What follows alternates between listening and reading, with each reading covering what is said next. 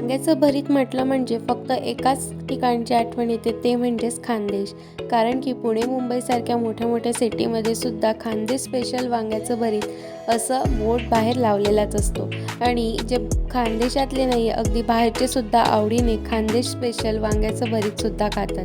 तर ह्या वांग्याच्या भरतासोबत मस्त अशी कणण्याची भाकर किंवा मग पुरी किंवा चपातीसुद्धा तुम्ही खाऊ शकता. अगदी सरळ सोप्या पद्धतीने कशा प्रकारे भरीत बनवायचं याची रेसिपी मी तुमच्यासोबत शेअर करणार आहे. चला तर मग रेसिपीकडे वळूया. भरताच्या वांग्यांसाठी शक्यतो अशाच प्रकारचे मोठे वांगे लागतात. तर वजनी प्रमाण म्हणाल तर जवळपास हे 1 किलो वांगे आहेत. आता आपल्याला यांना तव्यावरती भाजून घ्यायचं आहे. शक्यतो जे आहे तर कोणी गॅसवर सुद्धा भाजतं आणि गावाकडे हे जे आहे तर हे काट्यांवरती भाजतात. तर त्याची जी चव आहे तर ती तर छानच लागते. पण आता आपल्याला शक्य नाही त्याच्यामुळे आपण गॅसवरती न भाजता, कारण गॅसवरती जर डायरेक्ट कोणतीही गोष्ट भाजायला ठेवली तर ती हेल्थसाठी बरोबर नसते, म्हणजे चांगली नसते. त्याच्यामुळे आपण तव्यावरती एका वेळेसच तिघी वांगे आपले भाजले जातील असे आपण ठेवूयात आणि व्यवस्थित भाजून घेऊयात. तर भाजण्याच्या आधी मी याचे पूर्ण जे वरचे जे साल आहे तर ते काढून घेतले. आणि आता वांग्यांना आपल्याला व्यवस्थित असं तेल लावून घ्यायचं आहे, जेणेकरून त्याची जी साल आहे तर ती व्यवस्थित निघून जाते. तेल लावल्यानंतर लगेचच काय करायचं की सुरीने किंवा असं काट्याच्या फोकने आपल्याला पूर्ण असे छिद्रे पाडून घ्यायचे आहेत. म्हणजे जे आहे तर मधपर्यंत पूर्ण व्यवस्थित जे वांगं आहे तर ते छान असं भाजलं जातं. तर अशाच प्रकारे मी सगळ्या वांग्यांना तेलसुद्धा लावून घेते आणि त्यांना परत काट्याने फोकसुद्धा करून घेते. म्हणजेच पूर्ण जे वांगे आहेत तर त्याचे साल सहज निघतील. तुम्हाला व्हिडिओमध्ये तर मी दाखवेलच की अगदी सरळ सोप्या पद्धतीने, हाताला अजिबातच चटके लागत वगैरे नाही. सहज जे साल आहेत तर ते लगेचच निघतात. तर मी हे सगळे वांग्यांना तेल लावून घेते. तर इथं मी तेल लावायच्या आधीच तवासुद्धा तापायला ठेवून दिलेला होता. तर आता जे वांग्यांना तेल लावून घेतलेलं आहे तर ते वांगे आपण तव्यावरती अशा प्रकारे भाजायला ठेवून देऊ. एका वेळेस तुम्ही 4 ते 5 वांगेसुद्धा ठेवू शकतात. म्हणजेच व्यवस्थित चारही साईडने जर ठेवले तर व्यवस्थित सुद्धा भाजली जातात. म्हणजेच गॅससुद्धा आपल्याला जास्त लागत नाही. एका वेळेस आपल्याला सहज 4 ते 5 वांगे आपण भाजू शकतो. तर अलट-पलट करून आपल्याला अशा प्रकारे सुरुवातीला जे आहे तर जास्त गरम तवा झालेला नसतो, त्याच्यामुळे त्याला थोडेसे असे चटके बसतात. पण तरीसुद्धा गॅसची जी फ्लेम आहे तर ती कमी जास्त करत आपल्याला व्यवस्थित असे सगळ्या साईडने वांगे भाजून घ्यायचे आहेत. पूर्णच अगदी गॅस जास्तच हाय ठेवायचा नाही, कमी जास्त करत आपल्याला वांगे जे आहे तर ते व्यवस्थित सगळ्या साईडने अलट-पलट करून भाजून घ्यायचे आहेत. 5 ते 6 मिनिटानंतर तुम्ही बघू शकता जवळपास 3 साईड ज्या आहेत तर त्या थोड्याशा भाजल्या गेलेल्या आहेत. म्हणजे जसा छान तवा आपला तापला जातो अगदी तेव्हाच म्हणजे हळूहळू आपले जे वांगे आहेत तर ते पटापट असे भाजले जातात. तर अलट-पलट करून मी व्यवस्थित असं सगळ्या साईडने, म्हणजे जवळपास पूर्ण वांगे भाजण्यासाठी 15 ते 20 मिनिटं लागतात. आणि जर तुम्ही हेच वांगे गावाकडे जर काट्यांवरती भाजले तर अगदी 5 ते 10 मिनिटात, 5 मिनिटातच व्यवस्थित असे भाजले जातात. कारण की काट्यांचा जो जाळ असतो तो तो एकदम पटपट येतो आणि मग त्याच्यामुळे जे वांगे आहेत तर ते भाजलेसुद्धा पटकन जातात. पण गॅसवरती सुद्धा व्यवस्थित भाजले जातात. फक्त जे आपले गावाकडे जे काट्यांवरती वांगे भाजतो तर ते भरताची जी टेस्ट आहे तर ते चवीला थोडंसं यापेक्षाही छान लागतं. तरी ते बघू शकता जवळपास चारही साईड ज्या आहेत तर त्या व्यवस्थित अशा सगळ्या साईडने भाजल्या गेलेल्या आहेत. तर आता जवळपास 8 ते 9 मिनिटं झालेली आहेत. अजून आपल्याला 5 मिनिटं तरी पूर्ण वांगे जे आहे तर ते भाजायला लागतीलच. तर आता इथे जवळपास 12 ते 13 मिनिटं झालेले आहेत. तर तुम्ही बघू शकता जे शेवटचं जे वांगं आहे तर ते सगळ्या साईडने व्यवस्थित छान असं भाजलं गेलेलं आहे. फक्त जी पुढची साईड असते तर ती भाजायची राहिली. त्याच्यामुळे आपण काय करूया, तर दोघी साईडने छान असं वांगं लावून मधल्या साईडला जे वांगं आहे तर ते छान असं ठेवून देऊयात. म्हणजेच वांगं जे आहे तर ते पूर्ण व्यवस्थित समोरच्या साईडने सुद्धा भाजलं जाईल. तर आता इथे जे आपण वरती जे वांगं ठेवलेलं होतं उभं करून तर ते वांगं झालेलं आहे. त्याच्यामुळे बाकीचे जे वांगे आहेत ते भाजले जात आहेत तोपर्यंत आपण याला सोलून घेऊयात. म्हणजेच जर गरम-गरम तुम्ही जर वांगे सोलले आणि जर ठेचले तर अजिबात त्याला वेळ लागत नाही.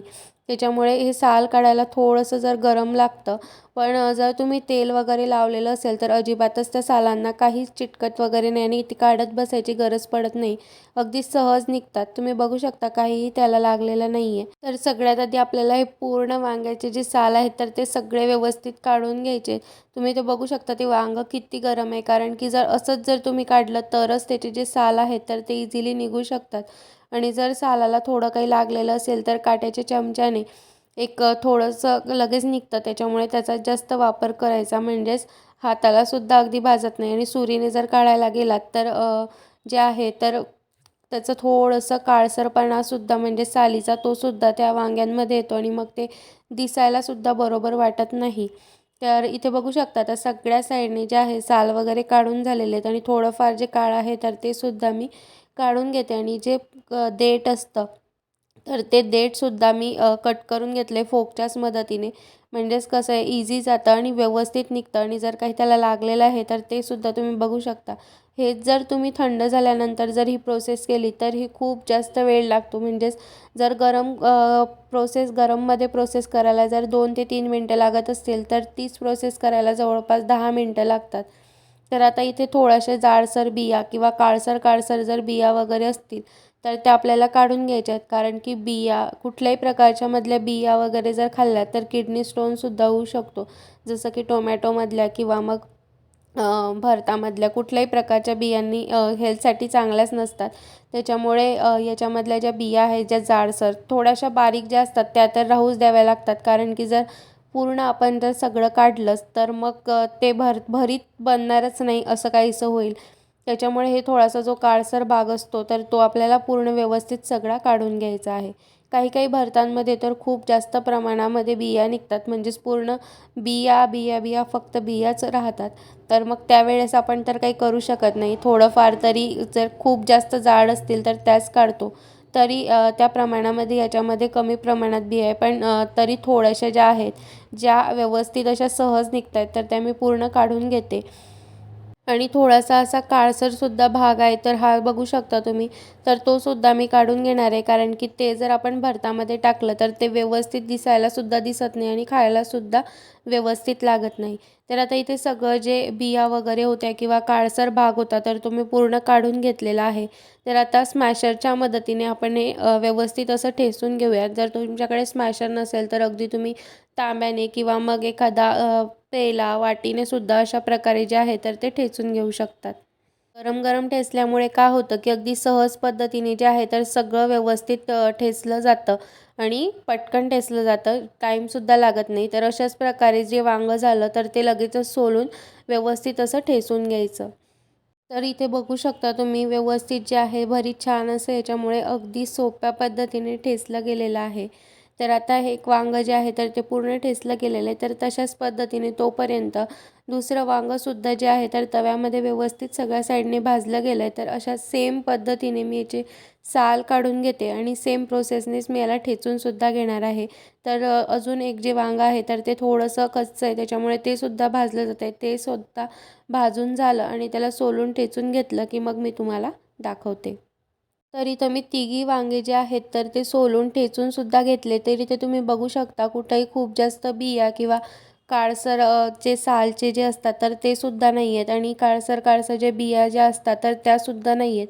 तर आता वांगे आपले तव्यामध्ये भाजून झालेले आहेत. तर आता आपण याच्यामध्ये मिरच्या भाजून घेणार आहोत.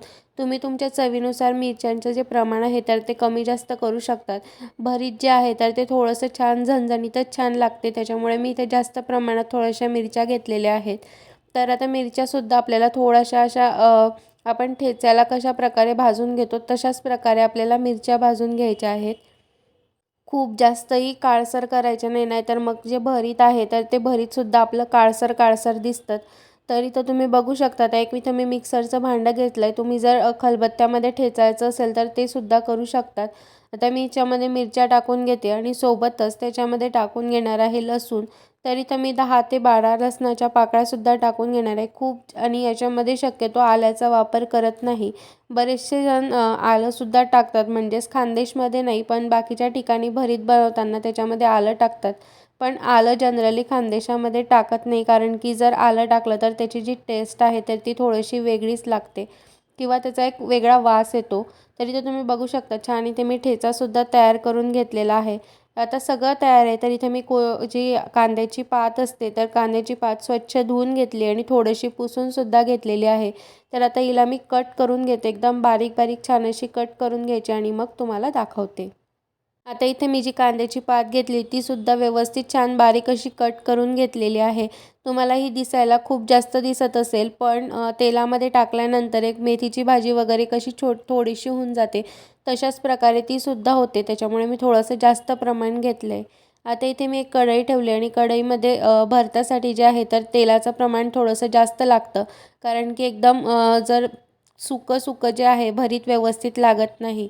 तर आता याच्यामध्ये मी टाकून घेणार आहे 1 चमचा ओवा. भरतामध्ये शक्यतो जिरं किंवा मोहरी असं काहीही टाकत नाही. डायरेक्टली ओवा टाकतात आणि त्याच्यानंतर जी आपण कांद्याची पात कट करून घेतलेली होती ती टाकली.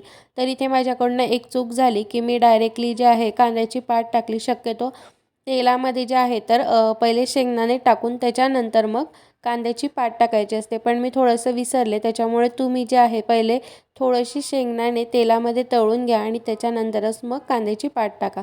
आतासुद्धा जे आहे तर शेंगदाणे होतीलच तसं काही नाही, पण शक्यतो तुम्ही जे आहे तर तेलामध्ये पहिले शेंगदाणे टाका. कांद्याची पात आपल्याला 2 ते 3 मिनिट छान अशी तेलामध्ये परतून घ्यायची आणि त्याच्यानंतरच मग त्याच्यामध्ये जो ठेचा वगैरे आपण तयार करून घेतलेला आहे तर तो टाकायचा. जर तुम्ही मिरच्या कट करून घेणार असाल तर मिरच्या जेव्हा शेंगदाणे टाकाल तर तेव्हा लगेचच मिरच्यासुद्धा टाका, म्हणजेच मिरच्यासुद्धा छान अशा तळल्या जातात. तर आता इथे 2 ते 3 मिनिट झालेले आहेत आणि आपलं जे आहे तर कांद्याची पात थोडीशीसुद्धा तेलामध्ये छान परतली गेलेली आहे. तर आता आपण जो ठेचा तयार करून घेतलेला होता तर तो आपण त्यामध्ये टाकून घेऊयात.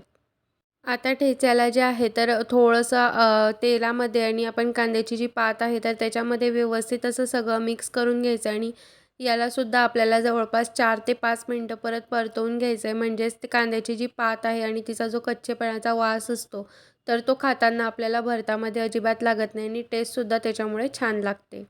अशाच पद्धतीने आपल्याला एक हळूहळू करून म्हणजेच 2 ते 3 मिनिटांनी आपल्याला व्यवस्थित हे असं सगळं तेलामध्ये व्यवस्थित परतून घ्यायचं आहे. म्हणजेच अजिबात कच्चेपणाचा किंवा मग ठेच्याचा जो वास असतो किंवा त्याचा जो कच्चेपणा असतो तर तो अजिबातच लागत नाही. तर 2 ते 3 मिनिटानंतर काय करायचं, त्याच्या आपल्याला भरतामध्ये जेवढी मिठाची गरज आहे तर तेवढं मीठ त्यामध्ये टाकून घ्यायचं आणि व्यवस्थित सगळं मिक्स करून घ्यायचं. म्हणजे मीठ टाकल्यामुळे काय होतं की जी कांद्याची पात वगैरे आहे तर ती व्यवस्थित छान अशी शिजली जाते पटकन. त्याच्यामुळे जे मीठ आहे तर ते सगळं जेवढं भरताला लागेल तेवढं सगळं त्यामध्ये टाकून घ्यायचं आणि व्यवस्थित मिक्स करून घ्यायचं. तर जवळपास 4 ते 5 मिनिट झाले आणि तुम्ही ते बघू शकता व्यवस्थित अशी जी कांद्याची पात आहे तर ती छान अशी शिजली. म्हणजेच तिचं जे वास वगैरे आहे तर तो पूर्ण निघून गेला. तर जे आपण भरीत म्हणजेच ठेचून वगैरे घेतलेलं होतं तर ते आपण त्याच्यामध्ये टाकून घेऊयात आणि बघू शकता अगदी म्हणजेच व्यवस्थित असं सगळ्या साईडने कुठेच भरतामध्ये दोरे वगैरे असं काहीच दिसत नाही. कारण की भाजताना आणि जेव्हा आपण ठेचतो तर तेव्हा जर थोडेसे दोरे वगैरे जर दिसत असले तर ते आपण पूर्ण काढून घ्यायचे. आणि आता तेलामध्ये जेव्हा आपण हे भरीत कढईमध्ये टाकतो तर त्यावेळेस खूप जास्त असं याला शिजवत बसायचं नाही, कारण की आपण ऑलरेडी याला खूप म्हणजे भाजून वगैरे घेतलेलं असतं. त्याच्यामुळे कच्चं तर काही नाही, फक्त याच्यामध्ये आपल्याला व्यवस्थित हे जे आहे कांद्याची पात, ठेचा सगळं हे व्यवस्थित मिक्स झालं पाहिजे. म्हणून याला एक थोडं थोडं करून असं पटपट हलवून घ्यायचं आणि अजिबात झाकण वगैरे ठेवायचं नाही, कारण जर तुम्ही याच्यामध्ये झाकण ठेवलं आणि खूप टाईम जर गॅस वगैरे चालू ठेवला तर त्याचं जे तेल असतं तर ते तेल पूर्ण निघून जातं आणि ते भरताचे जे आहे तर ते असं थोडंसं सुक्कं सुक्कं असं वाटतं. म्हणजे तुम्ही खूप जरी तेल टाकलेलं असलं तरी ते तेल पूर्ण निघून जातं. त्याच्यामुळे व्यवस्थित सगळं थोडं फास्टली मिक्स करून घ्यायचं आणि मग मिक्स केल्यानंतर एक 2 ते 3 मिनटं व्यवस्थित मिक्स झालं की त्याच्यानंतर लगेचच त्यामध्ये कोथिंबीरसुद्धा टाकून घ्यायचा आणि कोथिंबीर टाकल्यानंतर मिक्स करून घ्यायचं. अगदी खूप जास्त नाही, 2 ते 3 मिनटंच मी गॅस चालू ठेवला आणि कोथिंबीर टाकल्यानंतरसुद्धा खूप जास्त असं ते तेल सुटणं बंद होऊन जातं किंवा ते वेगळं जळाल्यासारखं होतं. त्याच्यामुळे काय करायचं, कोथिंबीर टाकल्यानंतरसुद्धा मी लगेचच गॅस बंद करून घेतला, कारण 2 ते 3 मिनटाच्या वरती झालेले होते त्यामुळे. आणि आता हे कोथिंबीरसुद्धा आपण व्यवस्थित मिक्स करून घेणार आहोत. चला तर मग मंडळींनो, या ठिकाणी आपलं तयार आहे मस्त असं अस्सल खानदेशी पद्धतीचं झणझणीत वांग्याचं भरीत. तर हे तुम्ही चपातीसोबत, भाकरीसोबत किंवा मग पुरीसोबतसुद्धा खाऊ शकतात. तर तुम्हाला ही रेसिपी कशी वाटली हे कमेंटमध्ये नक्की सांगा आणि व्हिडिओ आवडला असेल तर लाईक करा, शेअर करा आणि चॅनलवर नवीन असाल तर सबस्क्राईब करा. तर भेटूया पुन्हा अशाच एका छानशा नवीन व्हिडिओसोबत. तोपर्यंत बाय बाय.